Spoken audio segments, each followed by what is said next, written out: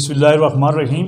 پر news کے studio سے ظفر نذیر حاضر ہوں۔ تنظیم تاجران آزاد کشمیر کے سیکرٹری جنرل سردار وسیم خورشید صاحب، وسیم صاحب بہت شکریہ، آپ نے ہمیں ٹائم دیا۔ اور سب سے پہلے ہم آپ سے بات کریں گے گزشتہ دنوں جو ظفر آباد میں ایک پریس کانفرنس بھی ہوئی، اور اس کے ساتھ ساتھ جہاں آزاد کشمیر بحر میں جو احتجاج کا جو سلسلہ ہے وہ بھی سامنے آیا، اور ساتھ ساتھ جو احتجاج کی کال بھی 19 تاریخ کو دی گئی ہے، اس حوالے سے بھی بات کریں گے۔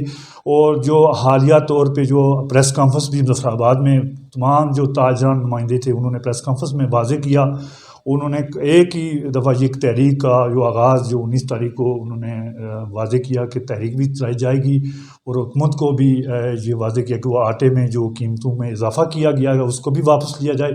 اس حوالے سے بھی بات کریں گے، اور خاص طور پہ جو مہنگائی بلات میں جو بیجا ٹیکسز لگائے گئے ہیں اس حوالے سے بات کریں گے۔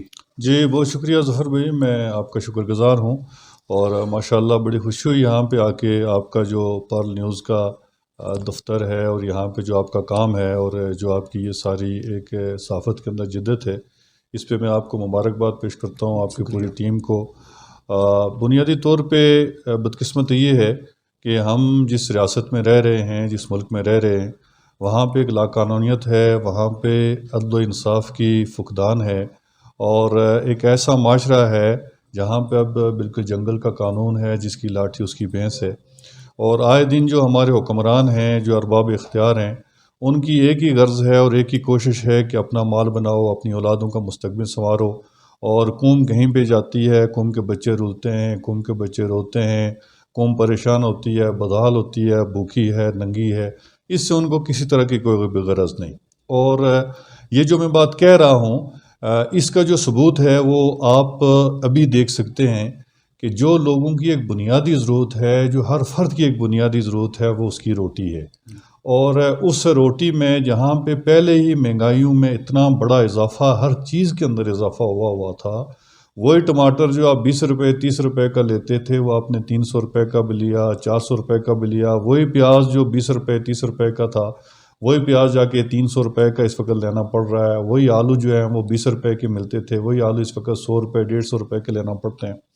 اور پہلے ہی کیفیت یہ ہوئی تھی کہ جو بھی کوئی آپ کی صحت بخش غذا تھی، اس سے ایک عام فرد دور ہو گیا تھا، چکن سے دور ہو گیا تھا، مٹن سے دور ہو گیا تھا، بیف سے دور ہو گیا تھا، اور سبزیاں اتنی مہنگی ہو گئی تھی، دالیں اتنی مہنگی ہو گئی تھیں، اور کئی لوگ اپنے کاوے سے، چائے کی پیالی سے، چباتی سے گزارا کر کے اپنی جو زندگی ہے اس کو گزار رہے تھے، اپنے جسم اور روح کا رشتہ جو اس کو برقرار رکھے ہوئے تھے۔ ایسے میں فی الفور ایک اس چیز کا جو انسان کی بنیادی ضرورت ہے، اس میں 1200 روپے من، یعنی خدا کی پناہ، اتنا بڑا اضافہ، یک مشت اضافہ، ایک تباہ حال لوگوں کے اوپر، اس نے تو ہمارے رونگٹے کھڑے کر دیے۔ اسی تناظر میں پھر ہم نے اس پہ مشورہ کیا، اور مشورے کے بعد جو ہماری تاجر قیادت ہے پورے آزاد کشمیر میں، اس کے ساتھ ہمارا مشورہ ہوا، اور طے یہ پایا کہ ہم نے مظفر آباد ایوان صحافت میں پریس کانفرنس کرنی ہے۔ وہ ہم نے کل پریس کانفرنس کی، اور اس کی جو رودات ہے وہ آپ کے سامنے ہے۔ جی اچھا وسیم صاحب، یہ اس سے پہلے بھی جو تاجران کی طرف سے جو ملکی لیول پہ، آزاد کشمیر پہ لیول پہ اگر بات کی جائے تو ایک رول رہا ہمیشہ، جب بھی اس طرح کا بحران آیا کہ حکومت کی طرف سے آیا یا لوکل سطح پہ آیا، تو تاجر نے بھی ایک فرنٹ لائن پہ آ کے اس کا مقابلہ کیا، باقی جو جماعتیں تھیں ان کو بھی جگایا ہے۔ لیکن اس سے قبل جو 15 دن کا دھرنا بھی دیا گیا یہاں پہ آتا عدالت میں، اور اس میں بھی یہ کچھ مطالبات اس طرح کے بھی رکھے گئے تھے، اس میں بجلی کے بلات میں بھیجا ٹیکسیز اور بھی جی مراد یافتہ جو دبکا، اس کے حوالے سے بھی بات کی گئی تھی۔ لیکن اس کے بعد وہ عملاً طور پہ تو اس میں کوئی کامیابی نہیں ہوئی، عوام کو بھی آزمائش میں وہ لگایا گیا، اور باقی بھی چیزیں کی گئی، اور ایک تکلیف بھی کاٹی گئی بڑی، کیونکہ تاجران کو بھی اپنا شٹر بھی بند کرنا پڑا، ان کو بھی نقصان ہوا، پر دن کے حساب سے اگر تناسب کہا جائے تو بڑا نقصان ہے، تو اس کے بعد عملی طور پہ تو اس کا فائدہ نظر نہیں آیا۔ جی ظفر بھائی، میں اس میں آپ کا جو سوال ہے، یہ دو نکات پہ میں آپ کو اس کا جواب دیتا ہوں۔ پہلی بات تو یہ ہے کہ جو بھی ٹریڈ یونین ہوتی ہے، عملی طور پہ وہ پولیٹیکل پارٹیز کے پیچھے چلتی ہیں، اور ٹریڈ یونین کے جو رول ہے وہ ایک محدود رول ہوتا ہے۔ لیکن بدقسمتی یہ ہے کہ ہمارے ملک میں جو ایک سیاسی کلچر بن گیا ہے، کسی زمانے میں نظریاتی کارکن ہوتا تھا، لیکن اب بدقسمتی یہ ہے کہ نظریاتی کارکن کی بجائے مفاداتی کارکن جو ہے وہ سوسائٹی میں آ گیا ہے۔ اس کی وجہ سے جو پولیٹیکل پارٹیز کا اپنا رول ہوتا تھا وہ انہوں نے اپنا رول چھوڑ دیا. اب جب انہوں نے اپنا رول چھوڑ دیا تو لوگوں کی ساری نظریں جو ہیں وہ ٹریڈ یونینز پہ جا کے لگیں، اور یوں ٹریڈ یونین نے اپنا رول جو ہے وہ الحمدللہ بھرپور انداز میں دیا. بنیادی طور پہ ہم بھی پولیٹیکل کارکن ہی ہیں، ہماری بھی تنظیموں سے افیلیشن ہے، لیکن اصل چیز یہ ہے کہ اگر کوئی منظم ہے اس وقت سوسائٹی کے اندر تو وہ ٹریڈ یونین ہے. پھر ٹریڈ یونین کا فائدہ یہ ہوتا ہے کہ جو ایک پولیٹیکل پارٹی 10 لاکھ روپے لگا کے 15 لاکھ 20 لاکھ روپے لگا کے جو جلسہ کرتے ہیں، ہمیں اسی جلسے میں جتنے لوگ اکٹھے کرنے ہوتے ہیں ہمیں ان لوگوں کو خالی ایک گھنٹے کی کال پہ ہم ان کو اکٹھا کر لیتے ہیں. اچھا، اب چونکہ سوسائٹی کے اندر جو ناانصافی ہے، آئے دن جو آپ کی پالیسیز ہیں ان کے اندر عدم استحکام ہے، اس حوالے سے جو تاجر ہماری کمیونٹی ہے وہ اپنا رول ادا کر رہی ہے، ہر جگہ پہ ادا کر رہی ہے. اب جو دوسرا سوال آپ کا رہا کہ ہم نے یہاں پہ جو دھرنا دیا اس میں سے ہم نے کیا حاصل کیا کیا نہیں حاصل کیا، ظفر بھائی آپ کو اس بات کا اندازہ ہوگا کہ جس عرصے میں ہم نے وہ دھرنا دیا، ہم نے شٹر ڈاؤن کیا، اس وقت جو سب سے اہم ترین مسئلہ جو بن گیا تھا وہ آپ کی ریاست کی سالمیت، ریاست کی بقا اہم مسئلہ بن گیا تھا، جس میں بالخصوص آپ کی جو 13ویں آئینی ترمیم تھی وہ سب سے اہم ایشو تھا. آپ کی جو ٹورزم اتھارٹی کا قیام ہے وہ سب سے اہم ایشو تھا، اور اس کے ساتھ بجلی کے اندر جو بیجا ٹیکسیز ہیں وہ اہم ایشو تھا، آٹے کی سبسڈی اہم ایشو تھا. لیکن اگر آپ غور کریں تو ہماری اس پروٹیسٹ کے نتیجے میں وہ جو عوام کی ایک بڑی تعداد باہر نکلی، اس کے نتیجے میں ان لوگوں کو ایک شٹ اپ کال دی گئی کہ جو اس کشمیر کی خصوصی حیثیت کو تقسیم کرنا چاہتے تھے، جو اس خصوصی حیثیت کو بگاڑنا چاہتے تھے، ٹورزم اتھارٹی کا قیام یہاں پہ عمل میں لا کے، پاکستان سے یہاں پہ لوگوں کو یہاں پہ لا کے جو ہماری یہ خصوصی حیثیت ہے اس کے اوپر ایک سودے بازی کو ہم نے روکا. اور میں یہ سمجھتا ہوں کہ یہ ایک بہت بڑی کامیابی ہے. اور آپ باقی اگر جتنی بھی آپ کے مطالبات تھے اگر وہ سر دست 100% منظور نہیں ہو سکے، ان سب کے نتیجے میں یہ جو آپ کی ایک بات تھی جس سے چونکہ یہ لوگ آپ کو چیک کرتے ہیں، یہ لوگوں کا ٹیمپرامنٹ چیک کرتے ہیں، اس کے نتیجے میں آپ کو یہ ایک بڑی کامیابی حاصل ہوئی. میں یہ سمجھتا ہوں کہ وہ ایک بڑی کامیابی تھی. اور یہ جو ابھی ایجیٹیشن ہو رہی ہے یہ بھی اسی کا تسلسل ہے، چونکہ لوگوں کو اس بات کا اندازہ ہے کہ ہم نکلتے ہیں تو کچھ معاملات ہوتے ہیں. اس حوالے سے اس کے اوپر میں مطمئن بھی ہوں. میں اس کے اوپر 100% ہم نے جو اس کے دھرنے میں شرکت کی، جو ہماری تاجروں نے جو یہ نقصان دیکھیں، یہ وقتی نقصان ہوتے ہیں، دکان کو بند کر لینا، آپ تھوڑی عرصہ اپنی تجارت کو روک لیتے ہیں، لیکن یہ سب سے بڑا نقصان ہوتا ہے کہ آپ کی جو سالمیت ہے، آپ کی جو حیثیت ہے، آپ کے جو اختیار ہے اسی کو چھین لیا جائے، آپ کی شناخت کو ختم کر دیا جائے. تو الحمدللہ ہم نے اس اپنی شناخت کو بچانے کے لیے بھرپور رول ادا کیا، پوری تاجر برادری نے رول ادا کیا، جس کے اوپر میں پہلے بھی اب بھی ہر وقت ہم تاجر برادری کے شکر گزار ہیں. اور اس میں پولیٹیکل پارٹیز کا بھی بے شمار بہت اچھا رول تھا. جو پولیٹیکل کارکن کئی عرصے سے جو ڈیڈ ہوا تھا وہ واپس فیلڈ میں آیا، اس نے پوری طرح سے کوشش کی. اور پھر آپ نے دیکھا کہ یہاں پہ رات لوگوں نے دھرنے دیے. ظاہر ہے جو دھرنا دیتا ہے، اپنا جو گرم بستر چھوڑ کے یہاں پہ آتا ہے، سڑک کے اوپر آ کے بیٹھتا ہے، وہ کسی کاز کے لیے کام کرتا ہے. تو یوں آپ اس مومنٹ کو جو ہے وہ ناکامی کا کوئی نام نہیں دے سکتے، بلکہ میرے نزدیک تو وہ ایک بہت ہی کامیاب ہمارا دھرنا اور کامیاب مومنٹ تھی. وسیم صاحب ہمارے ناظرین کو بتائیں گے جو 19 تاریخ کا آزاد کشمیر بحر میں یہ کال دی گئی، ایک بڑی مضبوط طریقے سے یہ کال سامنے لائی گئی ہے. اس میں جو ایک ہی روز میں یا شٹر ڈاؤن رہے گا یا اس کا کنٹینیو رکھنے کے لیے جو حکومتی سطح پہ جو آپ پریشر لے جانا چاہتے ہیں تو اس کی کیا ترتیب ہوگی ہمارے ناظرین کے سامنے؟ ظفر بھائی، بنیادی طور پہ مسئلہ یہ ہے کہ ایک ہی دن میں یہ جو ہم بڑی کال ہے اور ہم نے اس کے درمیان ایک گیپ بھی دیا ہے. ہمیں پروٹیسٹ کرنے کا، سڑکیں بند کرنے کا، شٹر ڈاؤن کرنے کا، لوگوں کو تکلیفیں پہنچانے کا کوئی شوق نہیں ہے. یہ جو درمیان میں بندہ ٹائم دیتا ہے نا، ٹائم دینے سے مراد یہ ہوتی ہے کہ حکومت کو آپ متنبع کرتے ہیں کہ حالات خراب ہو سکتے ہیں، عوام اپنے حق کے لیے باہر آ سکتے ہیں، لہذا یہ جو ہم نے آپ کو ٹائم دیا، اس ٹائم میں جو مسئلہ ہے اس مسئلے کو آپ حل کریں. محکمہ خوراک جو ہے یہ 1974 میں آزاد کشمیر کو دیا گیا. پہلے چونکہ آپ کو آٹے پہ، گھی پہ، چینی پہ، ان چیزوں پہ پاکستان کی طرف سے آپ کو سبسڈی ملتی تھی. 1974 میں یہ محکمہ آپ کے حوالے کیا گیا اور آپ کو ان ساری چیزوں کے اندر سبسڈی دی جاتی تھی. لیکن بدقسمتی سے وقت گزرتا گیا، حکمران تبدیل ہوتے گئے. پہلے جو حکمران تھے ان کی نسبت باقی حکمران اس انداز میں آتے گئے کہ انہوں نے اپنے مفادات کو زیادہ عزیز رکھا، پبلک کے مفادات کو انہوں نے عزیز نہیں رکھا. اور اس نتیجے میں یہ ہوا کہ کرتے کرتے پہلے آپ کی چینی کے اوپر سبسڈی ختم ہوئی، پھر آپ کے گھی کے اوپر سبسڈی ختم ہوئی، اور پھر آٹے کے اوپر آپ کی سبسڈی ختم ہوئی۔ اس میں جو سب سے اہم ترین اور سب سے ظالمانہ جس نے کردار ادا کیا وہ محکمہ خوراک تھا، جو ابھی تک وہ کردار ادا کر رہا ہے۔ میں آپ کو یہ بتاؤں کہ اس وقت جو پیس گودام ہے جہاں سے آپ کو گندم ملتی ہے، آزاد کشمیر کو 3 لاکھ ٹن گندم فراہم کی جاتی ہے جو حکومت پاکستان آپ کو دیتی ہے۔ وہ سبسڈی کی مد میں آپ کو پسوائی بھی دیتی ہے اور آپ کو کرایہ بھی دیتی ہے۔ اچھا، اب اس وقت آپ کی جو آبادی ہے وہ ہے 45 لاکھ۔ 45 لاکھ میں سے 15 لاکھ افراد آپ کے وہ ہیں جو بیرون ملک ہیں، پیچھے آپ کے جو رہ گئی آبادی وہ ہے 30 لاکھ۔ 30 لاکھ میں سے آپ 10 لاکھ بچے کر لیں، باقی رہ گئی آپ کے پاس 20 لاکھ۔ اچھا، یہ جو 20 لاکھ کی آبادی ہے آپ کی، اگر فی بندہ ایک ماہ کا اگر وہ 10 کلو آٹا کھاتا ہے تو اس کا مطلب یہ ہے کہ وہ سال میں 3 من آٹا کھاتا ہے۔ اچھا، اگر وہ 3 من آٹا کھاتا ہے تو 20 لاکھ جو آپ کے کھانا کھانے والے جو چپاتی کھانے والے آٹا کھانے والے لوگ ہیں، وہ آپ کا جو سالانہ ہے وہ 60 من آٹا کھاتے ہیں، اور ہمیں ملتا کتنا ہے؟ 75 من۔ اچھا، اب اس میں آپ ٹھیک ہے جو کچھ بیرون ملک سے آنے والے لوگ ہیں وہ یہاں پہ موجود ہوتے، 1 لاکھ ان کی تعداد کو مزید بڑھا لیں، 15 لاکھ من ہمارے پاس مزید اضافی آٹا پڑا ہوا ہے۔ اچھا، اسی کے ساتھ آپ کے تقریباً 20 سے 25% لوگ ایسے ہیں جو یہ آٹا نہیں کھاتے، جو فائن آٹا کھاتے ہیں، جو پاکستان سے آٹا آتا ہے وہ کھاتے ہیں۔ اچھا، اس میں سے 5% آپ کے لوگ وہ ہیں جو چکی کا آٹا کھاتے ہیں، جو اپنی گندم کا آٹا کھاتے ہیں۔ یوں جو حکومت پاکستان آپ کو دیتی ہے اس کے مطابق آپ کے پاس گندم، آپ کے پاس آٹا ایکسٹرا ہونا چاہیے، آپ کے پاس بچنا چاہیے۔ لیکن یہاں پہ کیا ہوتا ہے؟ یہاں پہ ایک مافیا بیٹھا ہوا ہے۔ اس مافیا نے کیا کرنا ہے؟ اس نے ذخیرہ اندوزی کرنا ہے، اس نے آٹے کو چھپا کے رکھنا ہے، اس نے ایک مصنوعی بحران پیدا کرنا ہے۔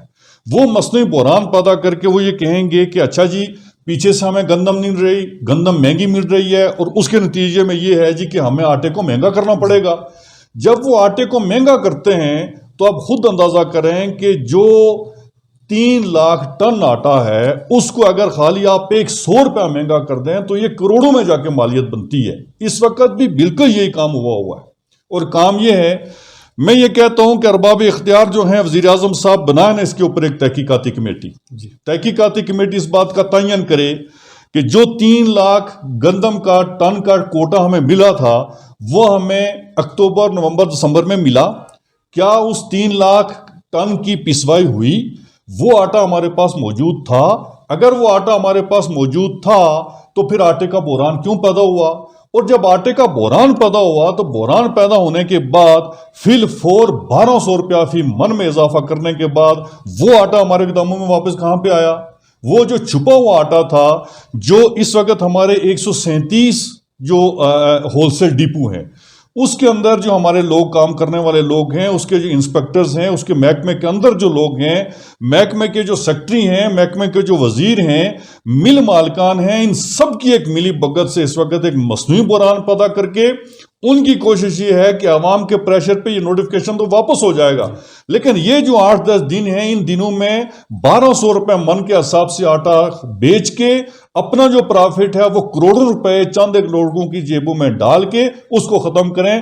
اس کے اوپر ایک تحقیقاتی کمیٹی بنے، وہ تحقیقاتی کمیٹی یہ دیکھے کہ جب ہمارے پاس گندم بھی بچی ہونی چاہیے، آٹا بھی بچا ہونا چاہیے، یہ کیا وجہ ہے کہ آٹے کا بحران بھی پیدا ہوتا ہے، اس کے بعد آٹا مہنگا بھی ہوتا ہے؟ یہ پورا ایک مافیا ہے اس محکمے کے اندر۔ اور بدقسمتی یہ ہے کہ ہمارے جو وزیر اعظم اس وقت ہیں، جو مغل اعظم ہیں، وہ بلا شبہ وہ پیسے نہیں لیتے، وہ پیسے نہیں کھاتے، جو کام نہیں کرتا اس کے اوپر ایک گنونا الزام نہیں لگانا چاہیے، لیکن ان کی بیڈ گورننس ہے، ان کو پتہ ہی نہیں ہے کہ نیچے سے ان کو نوٹیفکیشن کیا کرایا جا رہا ہے، نیچے پبلک کا کیا حال ہے، اور وہ جو نیچے بیٹھا ہوا طبقہ ہے، جو ان کے ارد گرد بیٹھا ہوا طبقہ ہے، وہ ان کے معاون خصوصی ہے، جو ان کا کوئی مشیر ہے، وہ سارے لوگ ملی بھگت کے ساتھ، مل مالکان کے ساتھ، سیکٹری کے ساتھ، یہ سارا مل کے ایک گورکھ دھندا ہے جس کی وجہ سے وہ عوام کو کروڑوں روپے کا ٹیکہ لگا رہے ہیں اس وقت۔ وسیم صاحب، 1980 میں جو فہرستیں جو ایریا وائز وہ مرتب کی گئی محکمہ خوراک کی جانب سے، تو اس کے بعد آج تک جو نئی فہرستیں نہیں کی، آبادی بھی 4 گنا سے زیادہ بڑھ گئی،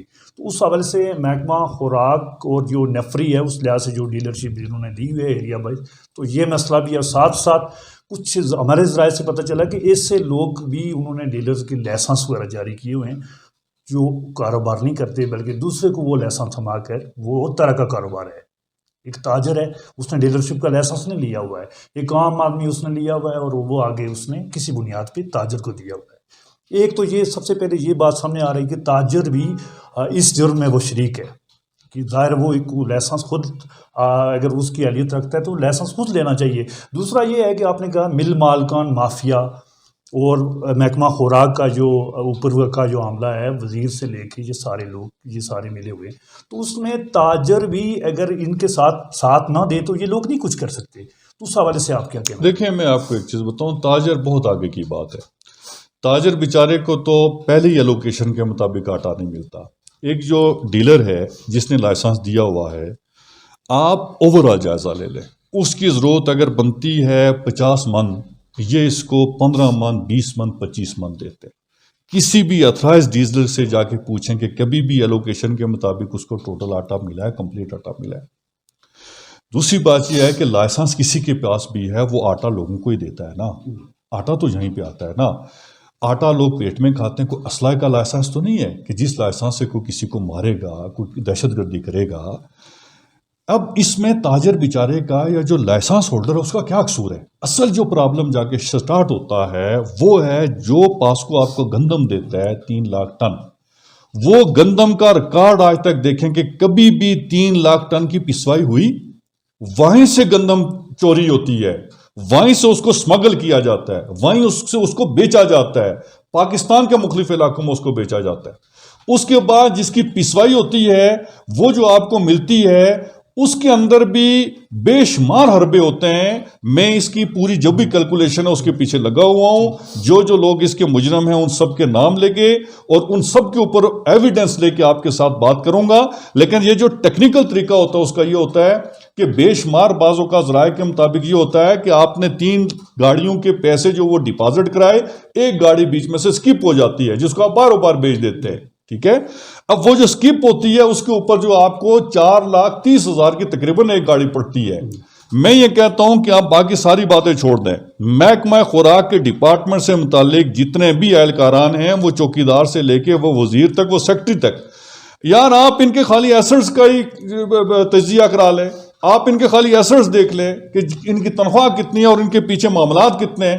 میرے پاس تو معلومات یہ ہیں کہ بے شمار وزراء اعظم, بے شمار وزراء یہ جو ہیں یہ بھی آٹے کے اندر یہ شامل ہیں اور یہاں سے پیسے لے کے کھاتے ہیں. ابھی جو آپ کے یہاں پہ سیکٹری آپ کے آئے ہوئے ہیں فوڈ کے, انہوں نے سٹے لے کے رکھا ہوا ہے, اور سٹے لینے کی وجہ یہ ہے کہ پتہ ہے کہ یہاں سے کیا کیا ملتا ہے اور کتنا ملتا ہے. یہ سارے لے کے کھاتے ہیں اور آخر میں جا کے آٹے کی شارٹیج کا, آٹے کی کمی کا وہ ازالہ کرنا پڑتا ہے, وہ بھگتنا پڑتا ہے عوام کو. وہ مہنگے داموں جا کے آٹا خریدنے لگتے ہیں. یہ سب ذخیرہ اندوزی کی وجہ سے ہوتا ہے. آج تک اگر کسی بھی موقع پہ جو گندم ان کو کوٹے کی ملتی ہے وہ گندم پسوا کے یہ مارکیٹ میں بیچیں, یقین کریں آپ کو پنڈی کے آٹے کی بھی ضرورت نہیں ہے.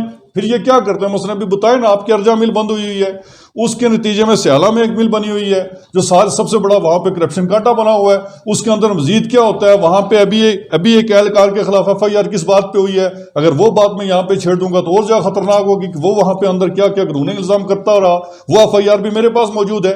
تو یوں یہ سارے لوگ مل کے انہوں نے وہاں پہ گورکھ دھندا بنایا ہوا ہے اس محکمے کے متعلق. ہاں کچھ لوگ ٹھیک بھی ہو سکتے ہیں, میں سب کے اوپر الزام نہیں لگاتا, کچھ اچھے لوگ بھی ہیں, نیک لوگ بھی ہیں, لیکن زیادہ تر جو لوگ ہیں انہوں نے اسی گورکھ دھندے سے یہ سارے معاملات کیے ہوئے. وسیم صاحب, جو محکمہ خوراک آزاد کشمیر ہے, تو اس میں اگر ایک عام آدمی کو اس کی واقفیت ہے کہ یہ کیا کر رہا ہے, اس کے جو اعلیٰ سطح پہ وزیر سے لے کے یہ لوگ کیا کر رہے ہیں, تو حکومت آزاد کشمیر کیوں بے بس ہے اس کے سامنے؟ وہ اس کے سامنے کوئی دیکھیے, بے بس وہی ہوتا ہے جو شریک جرم ہوتا ہے, اس کے علاوہ کوئی بے بس نہیں ہو سکتا. یہاں پہ شریک جرم ہے, اور جو شریک جرم نہیں ہیں وہ نیچے کی خبر ہی نہیں رکھتے.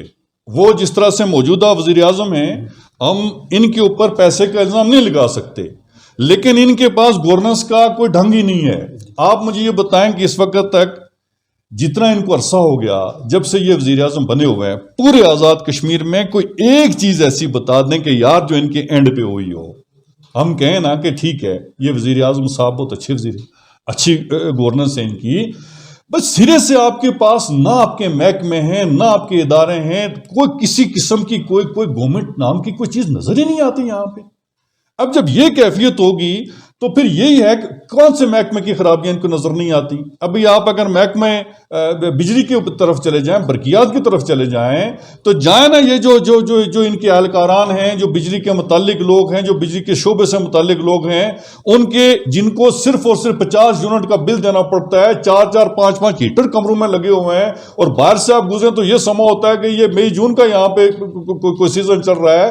یہ نہیں ان کو پتا کہ یہ ساری عیاشیاں کہاں پہ ہو رہی ہیں، یہ گورنمنٹ کو نہیں پتا کہ جو ساری کرپشن ہے وہ کہاں سے ہو رہی ہیں، یہ سب پتا ہے، لیکن شریک جرم ہے، ہر جرمدار جا کے وہاں پہ بیٹھتا ہے، اور پھر جو جرم اس نے کیا ہوتا ہے نیچے والے مجرم کو کیسے پکڑ سکتا ہے؟ جی سر، آپ کا کہنا ہے کہ ایک ڈیپو سے لے کے جو مل مالکان سے لے کے جو آٹے کا جو محکمہ، جو آٹے پہ ہی قائم ہوا تھا فوڈ کا محکمہ، اور آج کل انہوں نے باقی بھی چیزیں سامنے کر دی ہیں کہ ہمارا یہ باقی ایٹم پہ بھی چیکنگ کا نظام ہے، یہ ہے بیکر کو بھی چیک کرنا، ہوٹلز کو بھی چیک کرنا، اور بھی چیزیں انہوں نے لے لی ہیں۔ اگر یہ آٹے کا یہ بنیادی طور پہ جس کا قیام عمل میں لایا گیا تھا اس ڈپارٹمنٹ کا، تو وہ نہیں سنبھال سکتا، تو یہ باقی چیزوں پہ کیا کرے گا؟ دیکھیں نا، یہاں پہ بدقسمتی یہ ہے کہ جس کا جو کام نہیں ہوتا وہ کام کرنے لگتا ہے۔ پولیس کا کام ہے جرم کی روک تھام کرنا، لیکن پولیس یہاں پہ سپورٹس فیسٹیول منعقد کرنے لگتی ہے۔ سپورٹس کا کام ہے یہاں پہ کہ کھیلوں کو فروغ دینا، لیکن وہ کسی دوسرے شعبے میں چلے جاتے ہیں۔ ابھی مسئلہ یہ ہے کہ یہاں پہ فوڈز کے ڈپارٹمنٹ کا جو بنیادی کام تھا وہ یہ تھا کہ آپ لوگوں کو اچھا معیاری فوڈ مہیا کریں۔ یہاں پہ وہ چاول کی شکل میں ہے، وہ گھی کی شکل میں ہے، چینی کی شکل میں ہے، آٹے کی شکل میں ہے، انہوں نے باقی تو سارا کچھ اپنے پاس سے گوا دیا۔ اچھا، آزاد کشمیر کے اندر کیا محکمہ فوڈز نے، کیا خوراک نے یہاں پہ کوئی اس طرح کی کوئی ایسی جگہ بنائیں جہاں پہ فوڈ کی آپ پیداوار کر سکیں، کوئی سبزیوں کی یہاں پہ پیداوار کر سکیں، کوئی دیگر کوئی چیزیں لا سکیں؟ یہاں ہوتا کیا ہے، ہر محکمے کی نظر یہ ہوتی ہے جس وقت کھا کے وہ محکمے کو فارغ کرتے ہیں، محکمہ بھانج ہو جاتا ہے، محکمے کے پاس کچھ رہتا نہیں، پھر یہ اگلے ٹارگٹ سیٹ کرتے ہیں کہ اچھا اس کے ذریعے سے اب ہم کھاتے ہیں۔ یہ جو فوڈ اتھارٹی کا قیام تھا یہ بھی بالکل اسی کی ایک کڑی تھی کہ اب آپ یہ کریں کہ آپ جا کے چیک کرنا شروع کر دیں، فلاں یہ فلاں یہ فلاں یہ۔ بھائی بلدیہ آپ کا ادارہ تھا جو آلریڈی آج تک چیک کرتا ہے، وہ ادارہ آپ کا موجود تھا، اس کے اوپر ایک اور ادارہ ہوا۔ ان کی کوشش یہ ہوتی ہے کہ اداروں کو سیلف سسٹین کریں تاکہ جو باقی کچھ آتا ہے وہ بھی آپ کھائیں۔ تو یہ سارا ایک کھانے کا ڈنگ ہے۔ اگر کھانے کا ڈنگ نہ ہو ظفر بھائی، مجھے یہ بتائیں نا، کوئی ایک ادارہ یار ایسا مجھے بتا دیں جو عوام کو ریلیف دیتا ہو۔ یار ہمیں پتہ تو چلے نا کہ یہ ادارہ یہ ہمیں ریلیف دیتا ہے۔ جو ادارہ ریلیف نہیں دے سکتا اس کو آپ کیا کریں گے کہ یہ ادارہ کیوں ہے اور کیا مقصد ہے اس ادارے کا؟ سر، ایسا لگ رہا ہے کہ حکومت آزاد کشمیر جو نادرا سے جس کی تفصیلات لے کے تو ایک کیٹیگری جو سامنے لا رہی ہے، تو اس حوالے سے آٹے پہ خاص طور پہ حکومت کا ارادہ ہے کہ ریلیف عوام کو دیا جائے۔ اس سلسلے میں انہوں نے تو کچھ ورکنگ سٹارٹ بھی کی ہوئی ہے، اور مزید ورکنگ کر کے یہ عملی طور پہ یہ لائیں گے سامنے یہ چیز۔ تو اس حوالے سے اگر اس طرح کی چیز لائی جاتی ہے تو اس حوالے سے آپ کیا کہتے ہیں کہ برابری کا جو تناسب ہے ظفر بھائی مجھے یہ بتائیں نا، سچی بات جو ہے وہ یہ ہے کہ یہ آٹا ہے، یہ ہمارے کتنے لوگ کھاتے ہیں؟ یہ آٹا کھاتے ہی غریب لوگ ہیں۔ آپ کسی بھی جا کے ایسے تک، اس لیے کہ اس آٹے کو آپ جا کے استعمال کر کے دیکھیں نا، آپ کو خود اندازہ ہو جائے گا پہلے سے یہ غریب لوگ کھا رہے ہیں۔ دوسری بات جو ہے وہ یہ ہے کہ بیز ان انکم سپورٹس جو پروگرام انہوں نے لانچ کیا، آپ مجھے بتائیں کہ کیا اس میں 50% لوگ بھی سارے ایسے ہیں جو ضرورت مند ہیں؟ سیاسی بنیادوں پہ جب آپ کیٹیگری بنانا شروع کر دیتے ہیں تو سیاستدان کا سب سے پہلا کام یہ ہوتا ہے کہ وہ اپنے لوگوں کو اکوموڈیٹ کرتا ہے۔ اس میں کون غربت کی لکیر سے کتنا نیچے ہے، کون کہاں پہ ہے، وہ کیٹیگری تو دیکھی نہیں جاتی۔ یہ تو ایک سبسڈی کے نام پہ ایک نیا ڈنگ ہے لوگوں کو لوٹنے کا کہ جی ہم ان کو گھروں تک پہنچا کے ہم ان کو کرایہ بھی دیں گے، اس کرایہ کی مد میں سے یہ پیسے کھائیں گے۔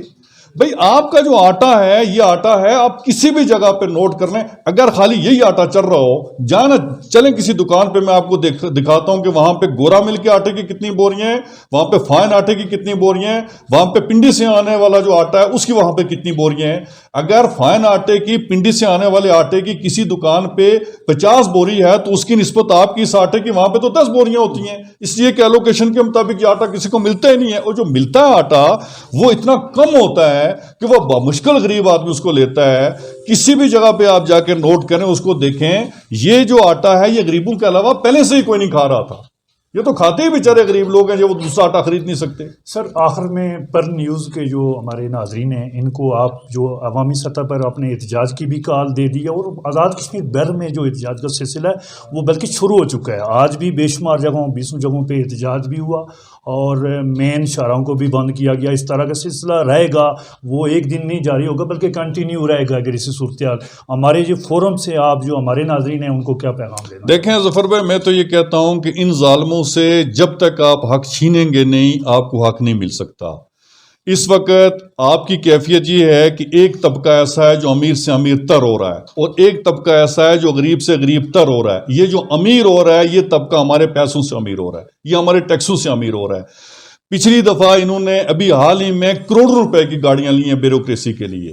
ہمارے وزراء کے جو شاہانہ ان کے جو ٹھاٹ باٹ، ہمارے وزراء اعظم کے جو شاہانہ انداز ان کے ٹھاٹ باٹ، عدلیہ کے انداز، جو ادارے ہیں وہاں پہ انداز، سرکاری اہلکاران کے انداز، برقیات کے اندر جو بیٹھے ہوئے لوگ ہیں ان کے انداز، یہ سارا وہ پیسہ ہے جو عوام کا پیسہ ہے، جو عوام کے ٹیکسیز سے لے کے یہ اس کے اوپر عیاشی کرتے ہیں. میں عوام سے، میں اپنی تاجر برادری سے یہ گزارش کروں گا کہ باہر نکلیں. اب یہ وقت آ گیا ہے کہ ہم ان لوگوں کو روکیں، چوکوں چوروں میں ان کا احتساب کریں، بنیادی معلومات لیں، اور وہ معلومات لینے کے بعد اپنے حق لیں. میں تو یہ مطالبہ کروں گا کہ اسی آٹے کو، یہ جو آٹا محکمہ فوڈ ہے، اس کو پرائیویٹ کریں. میں ذمہ داری لیتا ہوں، میں کسی بندے کی ذمہ داری لوں گا جو اس محکمے کو خریدے گا. یہی آٹا جو ہے میں دعوے سے یہ کہہ سکتا ہوں کہ یہ 1200 روپے من ملے گا جو پاسکو ہمیں 3 لاکھ ٹن گندم دیتا ہے. اس گندم کی اگر صحیح طریقے سے پسوائی کی جائے، دیانتداری کے ساتھ پسوائی کی جائے، فائن آٹا بھی یہاں پہ نہیں آئے گا، سودوزائی کوئی دوسرا کوئی بھی آٹا یہاں پہ نہیں آئے گا. یہی آٹا سارے لوگوں کی ضرورت پوری کرے گا. ضرورت صرف اس بات کی ہے کہ اس میں سے کرپشن ختم کی جائے. جو کرپشن ایک چوکیدار سے لے کے ایک وزیر خوراک تک اور وزراء تک اور وزیر اعظم تک اس آٹے سے کھاتے ہیں، ان سب کو روکنا ہوگا. اس کا واحد حل یہ ہے کہ ہمیں باہر نکلنا ہوگا. 18 تاریخ تک کی ہماری ڈیڈ لائن ہے. اگر اس وقت تک اس نوٹیفیکیشن کو واپس نہیں لیا گیا، آٹے کے اوپر سبسڈی بحال نہیں کی جائے، تو انشاءاللہ 19 تاریخ کے بعد جو ہمارا لائے عمل ہوگا، جو حالات خراب ہوں گے، اس کی پھر ہمارے اوپر ذمہ داری نہیں ہوگی، اس کی ذمہ دار حکومت وقت ہوگی انشاءاللہ. بہت شکریہ. جی ناظرین، ہمارے ساتھ شریک گفتگو تھے تنظیم تاجران آزاد کشمیر کے سیکرٹری جنرل وسیم خورشید صاحب. جو صورتحال جو آزاد کشمیر میں پیدا ہو رہی ہے اس حوالے سے بات کر رہے تھے. آنے والے دنوں میں آزاد کشمیر میں جو احتجاج کا سلسلہ وہ جاری رہے گا. کیا حکومت اس احتجاج کا سامنا کر سکے گی؟ دیجیے اجازت اپنے میزبان ظفر نذیر کو. اللہ نگہبان. Pearl News.